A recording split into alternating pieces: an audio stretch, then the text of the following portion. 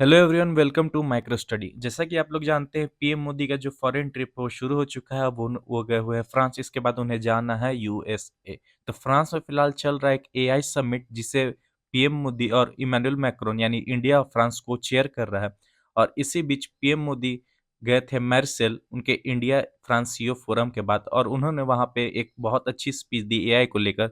मैं चाहता हूँ इसे आप पहले से एक बार सुने। AI is already reshaping our polity, our economy,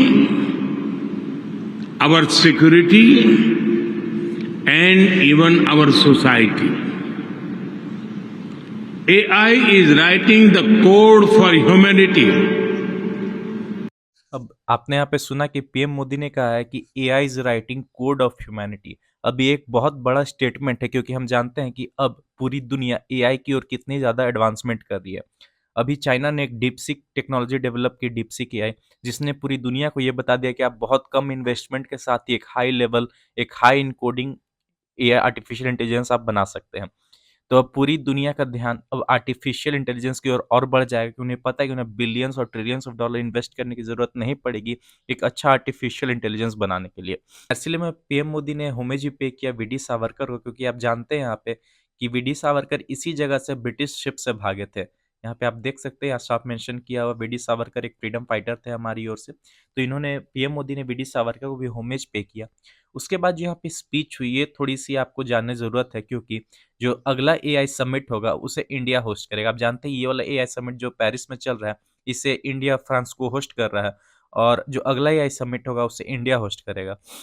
साथ ही मैं आपको बता दें कि पीएम मोदी ने अपनी स्पीच के दौरान ये भी कहा कि हमने एक हाइड्रोजन मिशन लिया है, और उस हाइड्रोजन मिशन के तहत 2047 तक हम 100 gigawatts of nuclear power produce करेंगे, जिससे हम मतलब प्राइवेट और पब्लिक दोनों सेक्टर के मिक्स से प्रमोट करेंगे और प्रोड्यूस करेंगे, ताकि जो हमारी एनर्जी की जो डिपेंडेंसी है कुछ ऐसे सोर्सेज पे जिस पे हमें बहुत ज़्यादा खर्चा करना पड़ता है, वो कम हो जाए।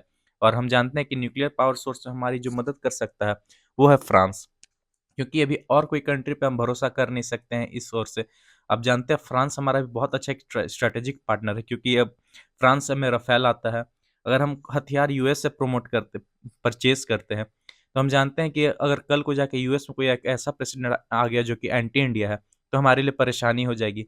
हम अगर रशिया से परचेज़ करते हैं तो यूएस नाराज़ हो जाएगा। तो इस वक़्त फ्रांस ही हमारे लिए सबसे अच्छा पार्टनर है, जिससे हम हथियार और न्यूक्लियर पावर दोनों परचेज़ कर सकते हैं। अब बात करें यहाँ मैक्रोन की, तो इस एआई समिट में मैक्रोन ने टाउट किया यूरोप को, यानी परसुएड किया दुनिया को कि आप एआई अगर आपको चाहिए, आपको इन्वेस्ट करना था, आप यूरोप में इन्वेस्ट कीजिए। और साथ ही में ट्रोल किया ट्रम्प को। जी हाँ दोस्तों, आप जानते हैं कि अब ट्रम्प का जो आइडिया है नेटो के अगेंस्ट है ट्रम्प। और साथ ही में ट्रम्प ने एक स्पीच में ये भी कह दिया था, या एक पॉडकास्ट के जैसा वो था, कि यूक्रेन जो है वो कभी भी रशिया का पार्ट हो सकता है। तो इससे यूरोपियन नेशंस में एक ट्रम्प की और थोड़ी सी नेगेटिव इमेज जा रही है। वो ट्रम्प को उतना मतलब क्या बोले लाइकली नहीं देख रहे, जैसे कि वो बाइडेन को देख रहे थे। तो ये एक मैक्रोन का आएगा कि मैक्रोन और अदर जो यूरोपियन लीडर्स होंगे, वो भी थोड़ा-सा सेल्फ डिपेंडेंसी की ओर बढ़ेंगे। इसी बीच मैक्रोन ने ये भी कहा कि इंडिया और फ्रांस जो है वो कॉमन इंटरेस्ट शेयर करता है। इसका मतलब ये हुआ कि इंडिया यूएस के साथ भी अच्छे रिलेशन रखना चाहता है, फ्रांस भी अच्छा रिलेशन रखना चाहता है। इंडिया और फ्रांस दोनों चाइना के साथ भी अच्छा रिलेशन रखना चाहता है। लेकिन ये दोनों किसी भी कंट्री पे यानी यूएस और चाइना पे डिपेंड नहीं होना चाहते, ये लोग सेल्फ डिपेंड होना चाहते हैं।